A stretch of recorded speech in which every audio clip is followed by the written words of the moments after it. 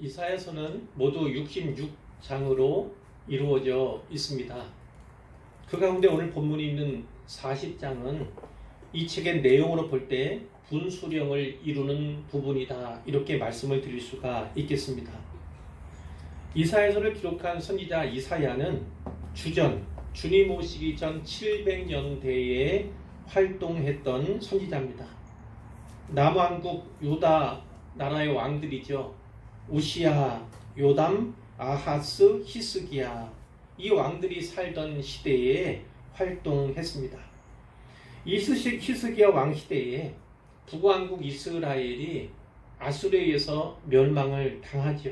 그러나 남왕국 유다는 아직 멸망하지 않은 상태였어요. 1장부터 39장은요, 이 아직 멸망하지 않은 유다를 향해 고발하고 또 심판을 예고하는 그런 내용으로 이루어져 있습니다. 반면에 오늘 본문 있는 40장부터 시작되는 55장까지는 나라를 잃고 바벨론에서 포로로 살아가게 될 유다 백성을 향한 위로와 소망의 메시지다, 이렇게 이해를 하시면 되겠습니다. 그러니까 40장의 오늘 본문은요, 이사야 시대로부터, 이사야가 예언하고 기록한 거잖아요. 근데 이 이사야 시대로부터 100년에서 150년 후에 유다가 멸망하거든요. 그 나라의 멸망과 함께 이방 나라 바벨론에 포로 잡혀갈, 그래서 그곳에서 살아갈, 또 그곳에서 태어나고 자라게 될 그러한 유대인들을 위로하고 격려하기 위해서 하나님께서 이사야를 통해 미리 예언하셨고 미리 남겨주신 말씀이다, 이렇게 볼 수가 있습니다. 이 말씀은 좀 전에도 말씀드렸지만 사실 근래 하나님께서 제게 지속적으로 주셨던 말씀이에요. 마음에 계속해서 상기케 하셨고 묵상케 하신 말씀이 바로 이 말씀이기도 합니다. 그렇기 때문에 최근에 고난에 대한 설교들이 좀 많았잖아요. 계속 이 말씀 때문이었음을 제가 말씀을 드리고요.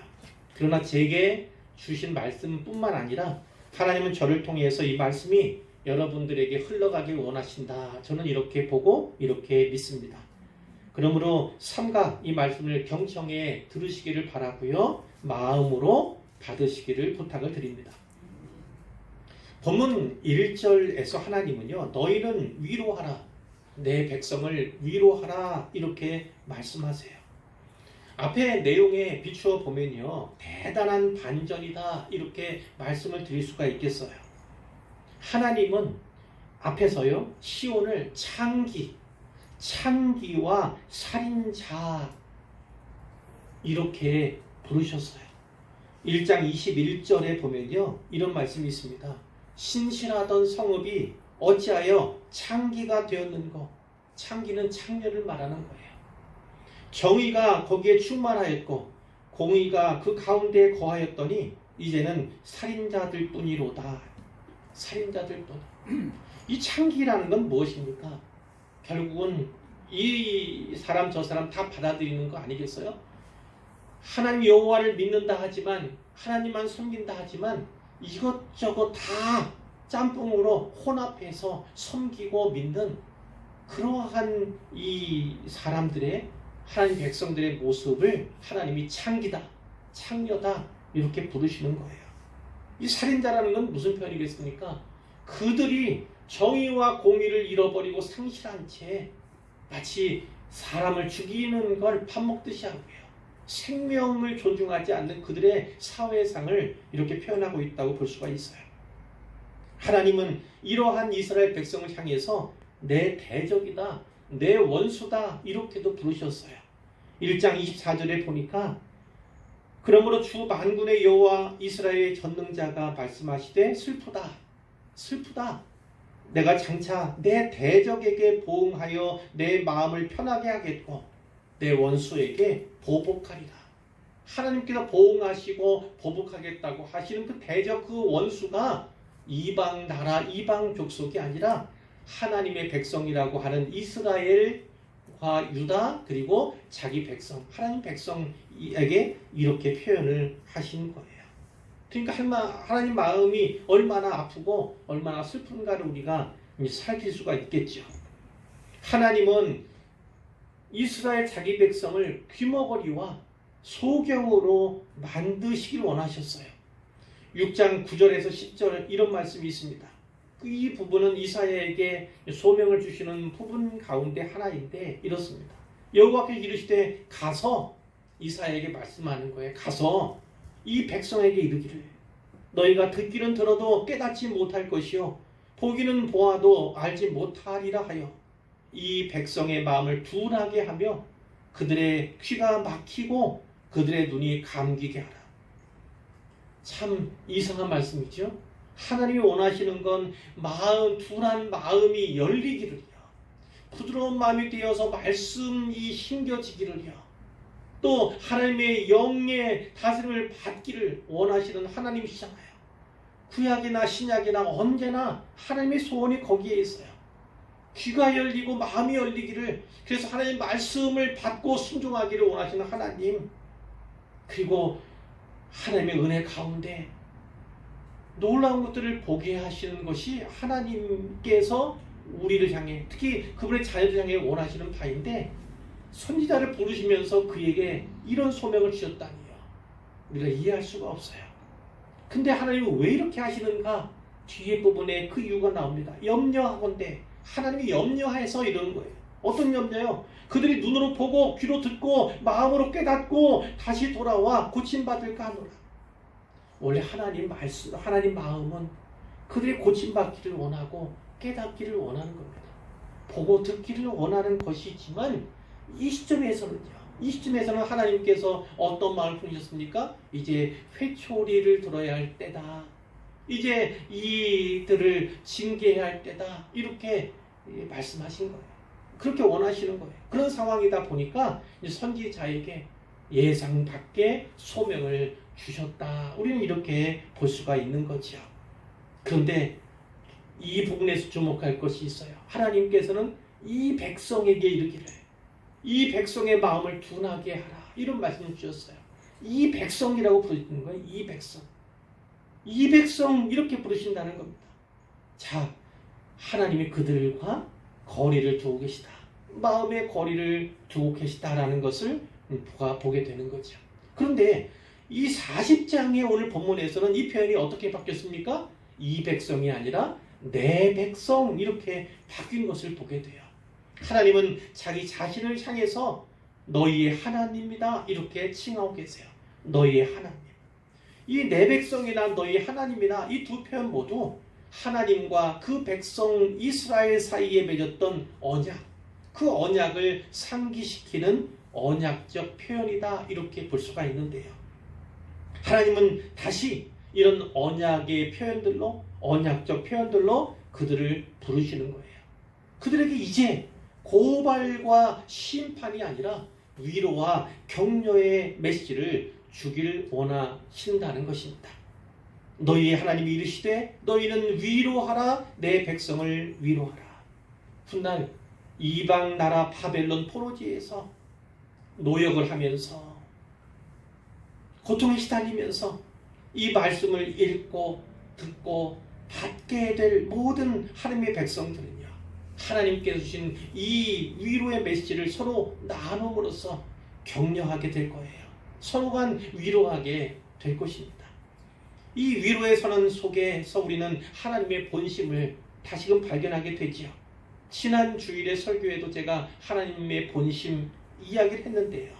주께서 인생으로 고생하게 하시며 근심하게 하심은 본심이 아니시오다.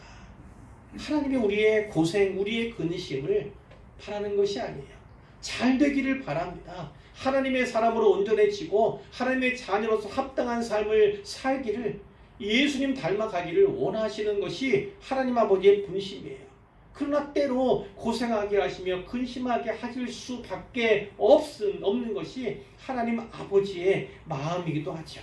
그러나 그 본심은 어떤 겁니까? 평안을 주는 것, 궁극적으로 최종적인 평안을 주시는 것, 그리고 우리의 미래 장래를 주시는 것, 우리에게 희망을 주시는 것이다. 그것이 하나님의 본심이다, 이렇게 말씀하고 있죠. 성경이 하나님의 본심에 대해서 이렇게 분명히 말씀하시는 이유가 무엇이겠습니까? 사람들이 오해하기 때문이에요. 특별히 신자라고 불리는, 하나님의 백성이라고 불리는 사람들이 오해하기 때문입니다. 왜 오해하죠? 하나님은 이방 나라를 회초리와 막대기로 사용하실 때가 많이 있었어요. 하나님께서 왜 그렇게 하셨습니까? 자기 백성을 하나님의 백성으로, 하나님의 백성답게 만드시기 위해서 그렇게 하신 거잖아요. 하나님께서 손자 나단을 사용하실 때가 있었습니다. 다윗 시대였죠. 다윗 시대. 다윗이 왕이었던 그 시대. 다윗에게 나단을 통해서 그 아들 솔로몬에 대해서 이렇게 약속하신 바가 사무엘하 7장 14절에 나타 있어요. 나는 그에게, 이제 아버지 다윗에게 약속하시는 거예요. 아들 솔로몬에 대해서. 나는 네 아들 솔로몬에게 아버지가 될 거다. 솔로몬은 내게 아들이 될 거다. 그가 만일 죄를 범하면 내가 사람의 매와 인생의 채찍으로 징계하려니와, 솔로몬에게도, 다윗의 아들에게도 때로 사람의 매를 들 것이고 인생의 채찍을 가할 것이다, 징계할 것이다, 이렇게 말씀해요. 그러나 그 뒤의 내용이 이겁니다. 내 은총을 그에게서 빼앗지는 않을 것이다, 이겁니다. 때로 징계를 합니다. 그 징계의 원인이 무엇입니까? 범죄하기 때문이에요. 범죄에서 징계하십니다. 그러나 하나님께 징계하시는 목적은 뭐예요? 그 은총을 새롭게 하려는 것이지, 그가 늘 은총 가운데 있기를 원하시는 것이지 그 은총을 빼앗는 것이 아니라는 거예요. 솔로몬이 은총 가운데 있을 것을, 끝까지 빼앗지 않을 것을 약속하시는 거예요. 무엇을 또 바라봅니까? 하나님은 늘 그루터기를 남기시는 분이다 라는 것을 보게 되는 거죠. 솔로몬이 범죄합니다. 실제로 범죄를 많이 했어요. 그래서 그 다음 대에서 나라를 두 동강으로 만드시잖아요. 두 조각을 내시지 않습니까? 그러나 북이스라엘 명하고 또 유다도 망하게 됐지만, 망하여도 그 그루터기를 남기시는 하나님, 그리고 때가 되면 그 그루터기에서 다시금 싹이 돌아나게 될 것을, 그리고 다시금 나무로 자라가게 될 것을 하나님이 미리 보시고 그루터기를 남기시는 분이다라는 거죠. 하나님은 자기 백성을 버리신 적이 없어요. 잊으신 적이 없어요. 근데 사람 편에서 보면 하나님이 나를 버리셨나? 하나님이 나를 잊으셨나? 이렇게 생각할 때가 있다는 거죠. 이사야 49장 14절 15절에 하나님이 이렇게 말씀하십니다. 오직 시온이 이르기를, 유다 사람들이 이렇게 얘기한다는 겁니다.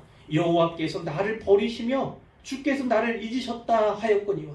그들은요, 고난 가운데서 특히 외침을 받았을 때 하나님 여호와가 우리를 버리셨나 보다, 나를 버리시나 보다, 그리고 주님께서 나를 잊으셨나 보다, 이렇게 생각을 했다는 거예요. 그러나 하나님은 이렇게 대답하십니다. 여인이 어찌, 어머니가 어찌 그 젖 먹는 자식을 잊겠으며 자기 태에서 난 아들을 긍휼히 여기지 않겠느냐. 하나님은 하나님 백성 이스라엘을요, 마치 자기 태에서 생산해낸 젖먹이 자식으로 여기시는 거예요. 그게 하나님께서 이스라엘 보시는 시각이에요. 그 가운데서 그 여인이라 할지라도, 그 어미라 할지라도 혹시 잊을 수 있다면 잊을 수 없는 거예요. 잊을 수 없는 것인데, 그대로 혹시 잊을지라도 나는 너를 잊지 아니할 것이다. 하나님이 이렇게 말씀하십니다. 어머니가 자기가 생산한 그 젖먹이 아이를 어떻게 잊겠습니까? 하나님도 역시 우리를 잊지 않으세요. 잊지 않으십니다. 그러나 어머니가 설령, 어머니가 자식을 잊는다는 건 있을 수 없지만, 설령 그 아들을 잊는다, 젖먹이 아들을 잊는다 할지라도 나는 그렇지 않을 것이다. 나는 결코 너희를 잊지 아니할 것이다. 이것이 하나님께서 자기 백성들에게 약속하시는 약속의 말씀이고, 오늘 신자인 우리를 향해서도 주시는 말씀으로 꼭 받아야 합니다. 하나님께서 바벨론 유수, 역사적인 사실로는 바벨론 유수 이렇게 되죠. 바벨론으로 그들을 쫓아내신 것은요, 유기가 아니에요. 버리신 것이 아닙니다. 버릴 수 없어서 내린 징계라는 사실을 분명히 기억해야 하는 것이죠. 이 징계가 충분히 이루어지고 나면 이제 하나님은 위로하실 것입니다. 위로하고 회복해 주실 거예요. 본문 2절에 보니까 이런 말씀이 있죠. 그 노역의 때가 끝났고, 왜 노역입니까? 포로지에 가서 종살이 하는 거예요. 종살이. 그 노역의 때가 끝났고 그 죄악이 사함을 받았느니라. 그의 모든 죄로 말미암아 여호와의 손에서 벌을 배나 받았느니라 할지니라. 이 사람들이, 바벨론 사람들이요, 승자로서 포로들을 억압하잖아요. 탄압하고 부리지고 종살이시키지 않습니까? 그런데 뭐라고 말씀해요? 결국은 하나님의 손이 하시는 거예요. 하나님께서 그들을 징계하기 위해서 이 이방인들을 사용하신 것이지 이방이 자의적으로 한 것이 아니다라는 것을 하나님이 말씀하는 거죠. 하나님은 때로 엄하게 징계하시는 분이심을 기억하십시오. 그러나 누구보다도 슬퍼하시고 아파하시며 그 회복의 때, 위로의 때를 기다리시는 분이심을 또한 잊어서는 안 됩니다. 때가 되면 마음을 다해서, 정성을 다해서 우리에게 위로의 말씀을 주실 거예요. 우리를 어루만져 주실 겁니다. 이 징계도, 이 위로도 역시나 하나님께서 우리를 향해서 보여주는 변치 않는 사랑의 양면이다, 다른 모습이다 라는 것을 우리가 잊어서는 안 되겠죠. 이 1절과 2절의 말씀은 좋은 소식이죠. 기쁜 소식입니다. 복된 소식이에요. 유대인들의 앞날에 노역의 때가 있겠지만 100년 후에 노역의 때가 있을 겁니다. 나라 멸망하고 바벨론에 끌려가게 될 거예요. 거기서 이 지배자들로부터 온갖 노역에 시달리게 될 겁니다. 그러나 중요한 건 그 노역의 때는 한시적이라는 거예요. 한시적. 때가 되면 노역의 때가 끝나게 될 거라는 거예요. 그리고 마침내 노역의 때가 끝났을 때 그들은 고국으로, 예루살렘으로 돌아갈 수 있게 될 거예요. 하나님은 그들의 죄악을 사해 주실 겁니다. 용서해 주실 것입니다. 그러면 그들이 새로운 마음으로 여호와 신앙 안에서 새롭고 또 단단해진 모습으로 신앙의 공동체를 새롭게 시작해 가게 될 거예요. 구절은 이를 가리켜서 아름다운 소식 이렇게 표현하고 있어요. 이 아름다운 소식, 그러니까 생각나는 그 본문이 있죠. 열왕기하 7장에 보면 거기 아름다운 소식이 나오죠. 엘리사 시대였습니다. 엘리사 손자 시대. 그때 아람 나라가, 오늘날 시리아가 북왕국 이스라엘을 쳐들어왔어요. 그 아람 나라 군대가 이 예루살렘 성을 아주 그냥 겹겹이 에워쌌습니다. 오랫동안 장기화되었어요. 그래서 성 안에 어떤 일이 벌어집니까? 난리가 난 거죠. 난리가. 불안감, 소동 이런 것뿐만 아니라 안에서는 굶어 죽게 생긴 거예요. 그래서 어떤 일까지 있습니까? 자기 아이를 먼저 내서 먹으면 내일은 네 아이를 다오, 이런 약조를 하고 자기 자식을 잡아먹을 만큼 그렇게 식량난에 시달리던 그런 때가 있었지 않습니까? 바로 그때 성문 어귀에 나병 환자 4사람이 있었잖아요. 이 사람들은 이 나병 때문에 이 공동체 안에 있지 못합니다. 그래서 성 밖에 거주하는, 일정한 장소에서 거주하는 4사람이었는데 그들에게도 이제 끝이 다가왔어요. 왜냐하면 성 안에서 식량이 공급되는 것이 아닙니다. 뭔가 줘야지 자기도 먹고 살아갈 텐데 이제 어쩔 수가 없어요. 죽기만 기다려야 하는 그런 형편 가운데 이들이 결단을 합니다. 성으로 들어가도 거기다가 요청해봐도 나올 음식이 없고 우리는 죽을 수밖에 없다. 차라리 우리가 아람 군대에 가서 그들에게 항복하자. 그들이 죽이면 죽는 거고 어차피 죽은 목숨이니 그리로 한번 가보기라도 하자. 이렇게 얘기를 한 겁니다. 그래서 그 아람지를 향해서 해질 무렵에 일어나서 가게 되는 것이죠. 해질 무렵이에요. 근데 막상 그 지역에 가보니까 한 사람도 없습니다. 한 사람도. 성경은 뭐라고 말씀합니까? 주께서 아람 군대로 병거 소리와 말소리와 큰 군대의 소리를 듣게 하셨다, 이렇게 말씀하고 있어요. 이걸 유추해보면 바로 그 저녁에 이 헤딜 무렵에 있었던 일입니다. 어떻게 하셨어요? 하나님께서 이 나병 환자 4사람의 발걸음 소리, 그것이 뭐 얼마나 크고 시끄럽겠어요. 근데 하나님께서 그때 역사하셨어요. 이들을 통해 역사하셨습니다. 그들이 걷는 그 발걸음 소리를 어떻게든 증폭을 시키셔서, 크게 증폭을 시키셔서 이 아람 사람들이 두렵게 만드셨어요.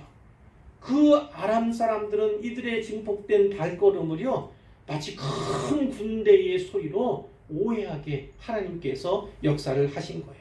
이들 가운데, 아람 사람들 가운데 소동이 일어났습니다. 이 큰 군대의 소리가 무엇이냐? 이 이스라엘 왕이 아마도 돈을 주고 용병들을 샀나 보다, 외국 군대들을 끌어들였나 보다, 이렇게 두려운 마음을 갖게 하시고 그때로 즉시 도망가는 겁니다. 장막도 말도 나귀도 다 버리고 가는 거예요. 진영을 그대로 두고 가는 겁니다. 오직 목숨을 건지기 위해서 다 도망친 겁니다. 그때 나병 환자들이 그 진영에 갔던 것이고요. 가보니까 아무도 없어요. 굶주린 배를 먼저 채웠겠죠. 보니까 여기저기서 나가는 그런 보물들도 이제 감춰두었습니다. 이렇게 하다 보니까 그들 가운데 마음에 어떤 생각이 들었습니까? 이렇게 해서는 안 되겠다는 겁니다. 지금 성 안에 굶어 죽어가는 사람들이 많이 있는데, 오늘 우리에게 아름다운 소식이 있는데 우리가 침묵하면 안 되겠다. 만일 밝은 아침까지 기다리면 벌이 우리에게 미칠 거다. 하나님이 우리 용서하지 않으실 거다. 그러면서 그 밤에 이 성 향해서 가서 이야기를 하는 거죠. 아름다운 소식은요, 알려야만 합니다. 지체 없이 전해야만 하죠. 왜 그렇죠? 죽어가는 영혼들이, 오늘날에도 죽어가는 영혼들이 있기 때문이에요. 그리고 이 아름다운 소식은 곧 생명의 말씀이기 때문에, 복음이기 때문에 반드시 전해야 한다는 것을 우리에게 일깨워주는 본문입니다. 오늘 본문은요, 이 아름다운 소식을 구체적으로 몇 가지로 보여주는데요. 무엇을 전해야 하는지, 그리고 그것을 어떻게 전해야 하는지 보여주고 있습니다. 먼저 무엇을 전해야 하는가, 그것을 3가지로 본문을 통해 살펴볼 텐데요. 첫 번째는 이겁니다. 하나님의 귀환이 뭡니까? 가졌다가 다시 오신다는 거죠. 하나님의 다시 오심을 전해야 합니다. 이것이야말로 아름다운 소식이기 때문에 그래요. 3절 말씀에 외치는 자의 소리요, 외치는 자가 소리를 내죠. 외치는 걸 말하는 거예요. 근데 이 소리란 건 뭐냐면, 왕이 행차할 때에 앞서서, 왕의 행렬에 앞서서 나아가는 전령, 외치면서 왕의 행차하신다 외치면서 가는 전령을 의미하는데요. 그가 어떻게 외칩니까? 너희는 광야에서 여호와의 길을 예비하라. 사막에서 우리 하나님의 대로를 평탄하게 하라. 잘 보세요. 지금 이 사람들이 전해야 하는 메시지는 주로 예루살렘에게 향한, 또 유다 사람들에게 향한 그 메시지예요. 근데 여기에 광야가 나오고 사막에 나옵니다. 광야에서 여호와의 길을 예비하고 사막에서 우리 하나님의 대로를 평탄케 하라. 이런 외침을 하는 거예요. 골짜기마다 도두어지며, 골짜기는 이게 우묵 패인 곳이잖아요. 거기를 평탄하게 만드는 겁니다. 못 돋아서. 또 산마다 언덕마다 낮아지며, 산이든 언덕이든 왕이 행차하기에 걸림이 되는 곳은 다 평탄하게 낮아지게 되는 거예요. 고르지 아니한 곳은 평탄하게 하고 험한 곳은 평지로 만든다. 바로 이겁니다. 하나님께서 원하시고, 왕이 원하시고, 그 앞에 전령, 그 앞에 선지자가 이렇게 외치면요, 그것은 반드시 이루어지게 되는 거예요. 하나님이 원하시면, 왕이 원하면 그것은 반드시 이루어지게 되는 건데, 특별히 성경은 이것을 우리의 마음밭에 비유하고 있죠. 우리 가운데 우쭐해지고 높아지고 교만해진 마음은 다 낮춰야만 합니다. 그것이 하나님 행차하시는 하나님 앞에 합당한 모습이에요.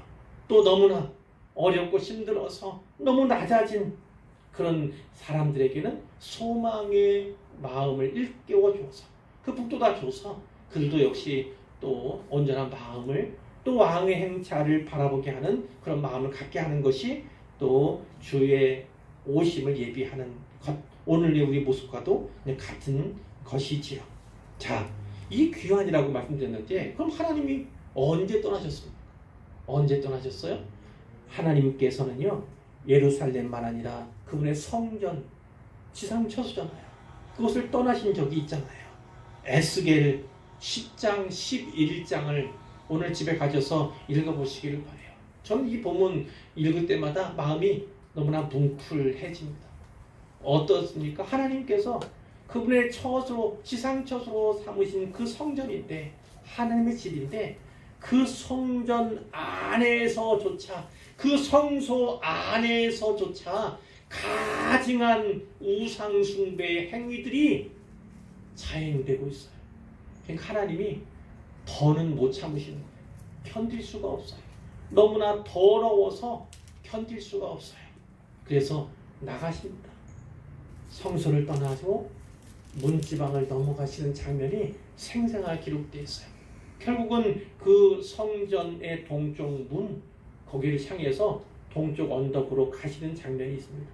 그러나 그것이 우리 인간적인 표현으로 하면 그겁니다. 아주 느릿느릿.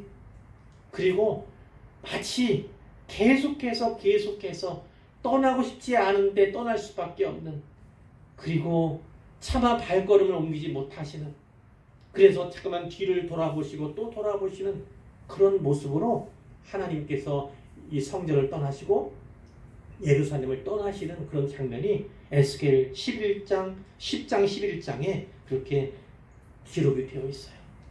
하나님이 우리를 향해서도 오늘 어떤 마음을 갖고 계십니까? 우리 안에 성령께서 내주하시는데 그분은 떠나실 수조차 없는데, 이 내주는 영원한 것인데 우리가 그렇게 가증한 일을 행하고 우리 마음밭이 더럽다면 참 성령님이, 하나님이, 주님이 견디기가 어려우시겠다. 그럼에도 떠나고 싶어도 떠나지 못하는 그런 얼마나 괴로운 가운데 계실 수 있을까를 우리가 생각을 했으면 좋겠다라는 말씀을 드리는 거예요. 그럼 그 하나님이 어디에 계셨어요? 이 성전은 성전 제사가 드리는, 예배가 드려지는 그런 장소지만 하나님은 거기에 계시지 않았던 겁니다. 어디 계셨는지 모르고요. 확실한 거는 유다가 멸망하고 그들이 바벨론으로 포로 잡혀갔을 때 바로 그곳에 남은 자들과 함께 계셨음을 우리가 볼 수가 있는 것입니다.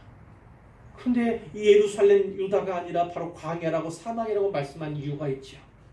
바벨론 포로지에서 올 때에 광야를 거치고 사막과 같은 길을 거치게 될 것입니다. 바로 그곳에 하나님께서 길을 내시겠다는 것입니다.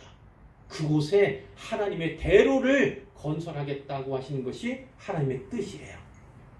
하나님이 오시니까 당연한 것이지만 포로지에 포로된 유다인들과 함께 하셨던 하나님께서 이제 다시 예루살렘으로, 그분의 성전으로 오시겠다고 말씀하시는 거예요.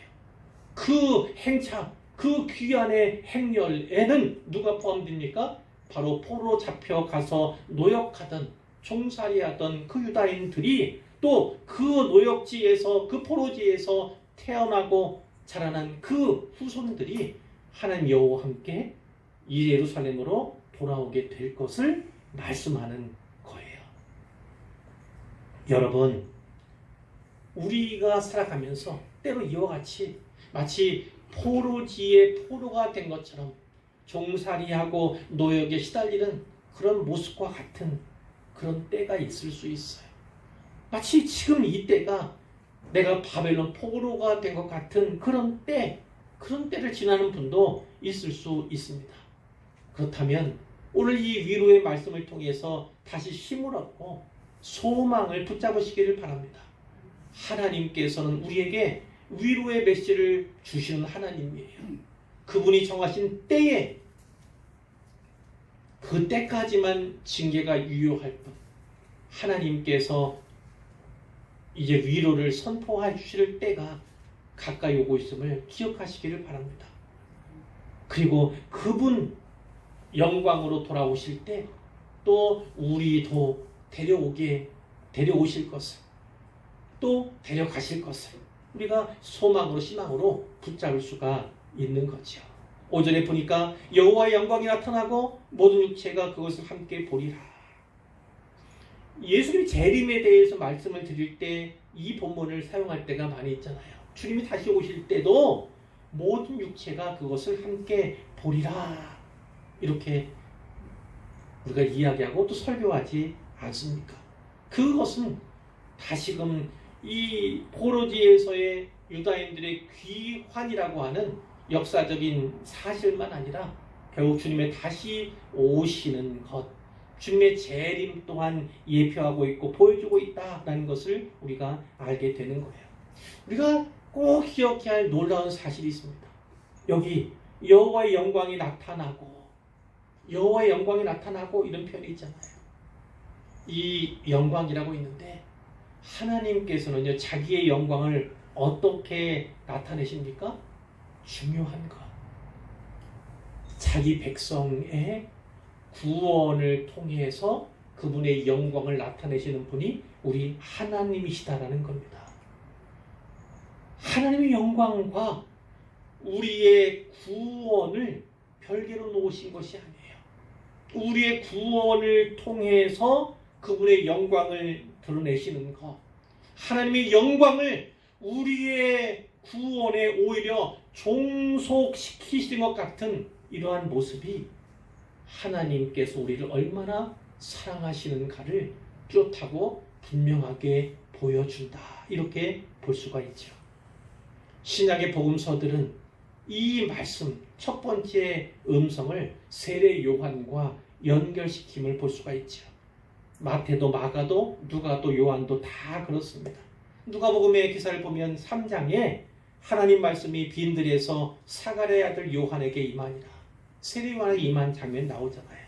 그가 요단강에서 죄사함 받게 하는 회개 세례를 전파했는데 그것을 어떻게 말하고 있습니까? 선지자 이사야의 책에 쓴 바 광야에서 외치는 자의 소리가 있어 이르되 너희는 주의 길을 준비하라, 그의 오실 길을 곧게 하라. 이것을 선포했던 세례 요한을 보게 하는 거죠. 세례 요한은 예수님의 초림을 준비하고 예리했던 그분의 공생에 6개월 앞서서 그분 위에서 예비하고 준비했던 그런 사람이 바로 세례 요한인데, 바로 오늘 구약의 말씀은 신약의 세례 요한의 본문, 그것과 연결되고 있음을 보게 되는 거예요. 여호와께서 혹은 예수님께서 다시 오실 때에, 자기 백성을 구원하러 오실 때에 아무런 장애물도 없이 될 것을 말씀하고 있어요. 누구도 무엇도 그 장엄한 행렬을요, 그 장엄한 귀환의 모습을요 막을 수 없다는 것을 오늘 본문이 뚜렷하게 보여주고 있고, 누군가는 바로 다시 오실 예수님, 그분의 재림을 준비하는 마음으로 그분이 오실 길을 예비하는 사역을 감당해야 한다. 그것이 바로 우리가 해야 할 일이다라는 것을 또 신약 가운데서 우리에게 보여주고 있기도 하는 거예요. 이사야가 전하는 위로의 소식은요, 1차적으로는 바벨론 포로에서 귀환할 것이다, 이것을 보여주지만, 역사적 사실로 보여주지만, 궁극적으로는 죄사함, 예수로 말미암은 죄사함, 그리고 예수님의 재림까지도 보여주고 있다, 이렇게 볼 수가 있습니다. 이 두 번째, 우리가 전해야 할 것은 무엇입니까? 하나님 말씀이 영원함을 전해야 합니다. 하나님 말씀이 영원하다. 6절에 보니까요, 말하는 자의 소리여 외치라. 무엇을 외칩니까? 했을 때 이것을 외치라 합니다.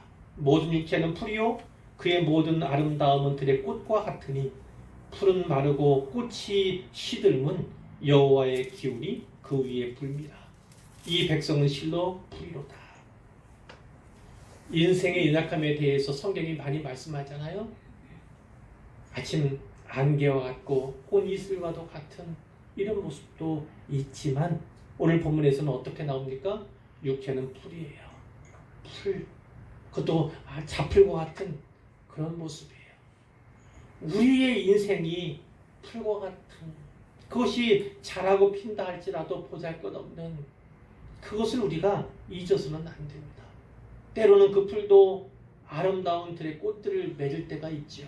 일시적으로 더 성하게 되고 또 꽃을 피우는 그런 모습의 성장을 할 때도 있습니다만, 여전히 그의 신분은 풀에 불과합니다. 높아지거나 차고하거나 교만할 수가 없는 존재가 바로 우리라는 겁니다. 그만큼 연약한 존재가 바로 우리라는 거예요. 인생은 마를 수밖에 없고 꽃이 시듬과 같이 언젠가 실 수밖에 없는 것이 인간의 실존입니다. 여호와의 기운이 그 위에 분다고 했지 않습니까? 하나님께서 그렇게 역사하셨어요. 그러나 이건 또 다른 차원이기도 합니다. 하나님께서 자라게 하시는 것도 또 피어나게 하는 것도 다 하나님과 관계가 있다. 하나님께서 역사하시는 일이다라는 것을 우리에게 보여주지만, 백성이 기억해야 할 것은 우리가 풀이라는 겁니다. 피는 꽃 피는 것 같은 존재를 할지라도 우리는 결국 연약한 풀에 불과하다, 보잘것없는 존재라는 것을 알게 되는 것이죠. 그러나 중요한 것이 있습니다. 중요한 것이 풀과 같은 연약한 인생 가운데 하나님의 말씀이 주어졌다는 거예요. 특별히 하나님의 독생자 예수 그리스도로부터 전파된, 그리고 그 하나님의 말씀이 육신되어 우리 가운데 오신 그 예수님으로 말미암아 우리에게 구원이 약속되었고, 우리는 풀과 같이 보잘것없는 연약한 존재이나 하나님 말씀을 받은 자이고 그분의 구원의 사역과 계획 가운데 놓인 자들임을 우리가 잊어서는 안 되는 것입니다. 우리는 연약합니다. 우리는 한시적인 존재예요. 그러나 우리 하나님의 말씀은 영원히 서게 될 것입니다. 그 우리를 향한 하나님의 사랑과 우리를 향한 하나님의 구원 계획은요, 영원히 계속됩니다. 우리는 곧 밟히고 곧 죽을 수밖에 없는, 시들 수밖에 없는 연약한 존재이나 하나님 말씀이 우리 안에 심겨지고 복음이 심겨졌기 때문에 우리는 구원받게 될 것이고 영원을 잇대어 살아가는 존재가 되었음을 분명하게 말씀하고 있는 거예요. 그러니까 우리는요, 우리의 연약함을 늘 겸손히 인정해야 하는 것이고, 이 연약한 가운데 복음을 주셔서 아름다운 소식을 전해 주셔서 우리로 하여금 성도가 신자가 그리스도인이 되게 하신 그 은혜를 늘 감사하며 감격하며 감사하며 살아가야 한다. 이 유한한 존재가 영원한 존재로 바뀌게 된 것은 우리 안에 복음이 들어왔기 때문이다 라는 사실을 감사할 수밖에 없는 것이지요. 세 번째로 말씀드릴 것은 이겁니다. 무엇을 전해야 합니까? 하나님이 용사이자 목자이심을 전해야 합니다. 용사이시고 목자이신 하나님을 전해야 한다는 거예요. 10절에 보라, 주 여호와께서 장차 강한 자로 임하실 것이요 용사임이지 않습니까? 신이 그의 팔로 다스리실 것이라. 그의 팔이 나옵니다. 이 그의 팔이 두 가지로 나타나고 있어요. 그의 팔로 다스리시는 도구로서 팔을 말씀하시고 있고, 11절에 보면 어떻습니까? 목자같이 양떼를 먹이시며 어린 양을 그 팔로 모아 품에 안으시며, 이렇게 했잖아요. 팔이 한쪽에서는 다스리는 것으로 특별히 상급을 주시거나 보응을 또 하시는 그런 모습으로 나타나 있지만, 강한 자의 모습으로 나타났지만 뒤에 보면 그 팔로 어린 양을 모으고 품에 안으시는 그런 도구임을 또한 말씀하고 있다는 거예요. 하나님은 강한 팔로 역사하실 뿐만 아니라 우리를 그 품에 안아주시기 위한 그 부드럽고 또 포근한 그런 팔로도 역사하신다는 것을 말씀하고 있는 거예요. 자, 어떻게 받아야 합니까? 지지난번인가 제가 그런 말씀을 드렸어요. 사자와 어린 양이신 그리스도. 예수님은 사자이실 뿐만 아니라 예수님은 어린 양이시잖아요. 자, 그것은 다합니다. 자, 이런 표현을 쓰지요. 하나님께서는요, 우리의 고난 가운데 있을 때 어떻게 합니까? 우리가 고난 가운데 있을 때 이 길 힘을 주시는 분이에요. 그러나 그것이 어렵고 힘겨워할 때에 피할 길을 내시는 하나님이에요. 두 가지를 말씀하고 있지만 사실은 전부를 말씀하는 겁니다. 주시든지 피할 길을 내시는 것은요, 모든 문제에 대해서 답을 갖고 계시다는 거예요. 우리의 당하는 모든 문제 상황을 다 이겨낼 수 있는 길이 주님 안에, 하나님 안에 있다는 것을 말씀하시고 완전하게 보호하시고 지키시고 돌보신다는 것을 말씀하는 건데, 이 사자와 어린 양의 표현 역시, 그리고 오늘 본문에 있는 것 강한 자 용사로, 또 어린 양을 팔로 모아 품에 안으시는 목자로 나타나는 것 역시 하나님 우리를 향해서 우리에 대해서 완전한 통치를 갖고 계시다, 우리를 완전하게 보호하신다는 것을 말씀해 주시는 것을 우리가 알게 되는 거예요. 사자와 어린 양도 그런 이미지지만 여기서는 특별히 목자라고 되어 있습니다. 어린 양, 스스로 죽으시는 그 어린 양이시지만 목자라고 되어 있어요. 이 목자는 신약에서 어떻게 나타납니까? 복음서에서 자기 양을 위해서 목숨을 거리는 참된 목자로 나타납니다. 예수님이 바로 그와 같아요. 도살장에 끌려가나 거기서 울지도 않고, 거기서 어떤 두려움 표하지 않는 잠잠한 어린 양처럼 뿐만 아니라 어린 양을 돌보시는 목자와 같은, 특별히 참된 목자로서 우리 예수님이 우리에게 하신 일들을 우리가 기억할 수 있지 않습니까? 이렇게 예수님께서는, 또 하나님께서는 용사이실 뿐만 아니라 목자시다, 우리를 끝까지 돌보시며 생명을 아끼지 않고 돌보시는 분이 그분이시다라는 것을 분명하게 말씀해 주시는 것입니다. 자, 이제 살펴볼 거는요, 그럼 다음으로 이 아름다운 소식을 어떻게 전해야 하는가, 성경이 말씀하시는 분을 짧게 살펴볼 거예요.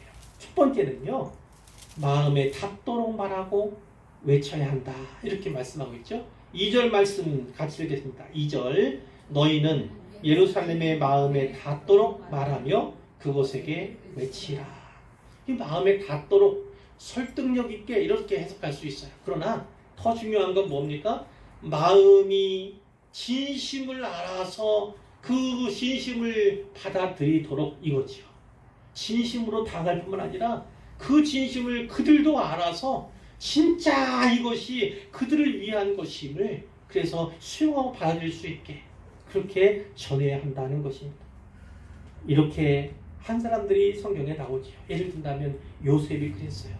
두려움 가운데 있는, 자기를 팔아먹은, 죽이려고 한 그런 형들 아닙니까?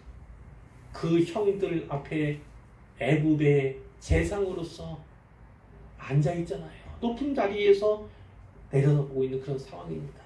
근데 그때 이 요셉이 자기를 밝히지 않습니까? 그들이 얼마나 두렵겠어요. 얼마나 두렵겠어요. 아, 요셉이 이렇게 될 줄을 몰랐고, 이럴 줄 알았으면 그렇게 해서는 안 됐을 텐데 후회 막심하죠. 곧 자기에게 징계를 혹은 자기의 목숨을 앗아갈 수도 있다는 그런 두려움 가운데, 공포 가운데 있을 때 어떻게 얘기합니까? 어떻게 얘기합니까? 당신들은 나를 헤아려 하였으나 하나님은 그것을 선으로 바꾸셨습니다. 그래서 오늘과 같이 많은 백성의 생명을 구원하게 하셨습니다. 두려워하지 마십시오. 내가 당신들과 당신들의 자녀들을 기르겠습니다. 이렇게 얘기를 하죠. 물론 그 당시에도 그것이 믿겨지지 않았을 거예요. 고기 들리지 않았을 것이지만 그들은 금방 알아챘겠죠. 그를 선대함을, 그 선대가 단지 자기의 의지만이 아니라 자기의 마음만 아니라 하나님의 뜻 가운데 행하고 있음을 그들이 알고 그들이 이제 두려움 없이 큰 위로를 받았을 것을 우리가 볼 수가 있어요. 보아스를 아시죠? 룻기에 나오는 그 멋있는 보아스. 그 보아스가 어떻게 합니까? 이제 시어머니 공양하기 위해서 이 곡식 줍는 거죠. 이제 그 곡식 털고 나서 다 가져가고 좀 남겨놓은 혹은 떨어진 그 이삭을 줍기 위해서, 어머니 봉양하기 위해서 수고하는 그 룻 아닙니까? 그 룻, 모압 소녀예요. 이방 소녀입니다. 그 소녀에게 이 보아스가 선대하는, 주울 때 이 맞거나 그렇게 하지 말아라. 그것으로 많이 주어다가 봉행할 수 있도록 먹고 살 수 있도록 해주라. 이렇게 얘기했을 때 그 이방 소녀가 얼마나 큰 위로를 받았겠습니까? 그와 같이 마음에 닿도록 전하는 것, 그것이 중요하다. 두려움 없이 받을 수 있도록 전하는 것이 중요하다라고 말씀하고 있고요. 또 뭐가 있습니까? 외쳐야 한다는 겁니다. 외쳐야. 단지 말하고 전하는 것만 아니라 외쳐야 한다는 겁니다. 9절 말씀에 보면 높은 산에 오르라. 높은 산에 오르는 건 뭡니까? 더 멀리, 더 많은 사람이 들을 수 있게 높은 산에 오르라는 거예요. 힘써 소리를 높이라고 돼 있어요. 때로는 마음 가운데 내가 이렇게 외치다가 다른 사람들이 불편해하고 혹은 나를 고소하거나 나를 문제 삼지 않을까 이런 생각이 있죠. 그러나 복음을 외칠 때는 두려워하지 말라고 말씀하고 있어요. 높은 산에 올라 힘써 소리를 높여 두려워하지 말고 시온에 예루살렘에 그리고 절망 가운데 놓인 또 포로된 자들 향해서 말씀을 외쳐야 한다. 이렇게 하나님께서 말씀하고 있는 거예요. 그러면서 어떻게 해야 합니까? 너희의 하나님을 보라. 너희의 하나님을 보라. 그 하나님은 어떤 하나님이라고요? 사자와 같은 하나님, 어린 양과 같은 하나님, 용사와 같은 하나님, 그리고 목자와 같은 그 하나님을 바라보라는 겁니다. 그분은 자기 백성을 돌보시고 지키시는데 완전하신 분이시고 온전하신 분이십니다. 그분 안에 있을 때 우리는 위로받을 수 있고, 그분 안에 있을 때 평안하며, 그분 안에 있을 때 장래가 있고, 그분 안에 있을 때 소망을 거둘 수가 있게 되는 거죠. 그 하나님을 보라! 이렇게 외쳐야 하는 것입니다. 사랑하는 성도 여러분, 많은 설교 제목들을 정할 수 있는데 오늘은 특별히 너희 하나님을 보라 라고 하는 이 말씀을 정했어요. 신겨울 때 많이 있죠. 하나님께서 오늘 내 백성을 위로하라, 내 백성을 위로하라, 이런 말씀을 계속해 주신 것은 우리 성도들 가운데 특별히 또 위로받아야 하는, 하나님께서 그 마음을 더 굳세게 하길 원하시는 그런 분들이 있기 때문이라고 저는 믿고 그렇게 선포를 합니다. 하나님 여호와를 바라보십시오. 예수 그리스도를 바라보십시오. 그분은, 그 하나님은 당신을 위해서, 여러분을 위해서 모든 것을 하실 분이고 모든 것을 책임질 것이고 언제 어디신지 건져주실 것이고 안아주실 것이고 그리고 성장해 하실 것이고 결국은 좋은 날을 보게 할 것입니다. 최종적인 승리가 하나님께, 우리 주님께 있는 것을 믿으시면 역시 그분을 바라보고 그분 편에서 신비한 교제를 나누는 가운데 승리하는 동역자, 승리의 동역자가 되시기를 주님의 이름으로 축복하고 축원합니다. 아멘.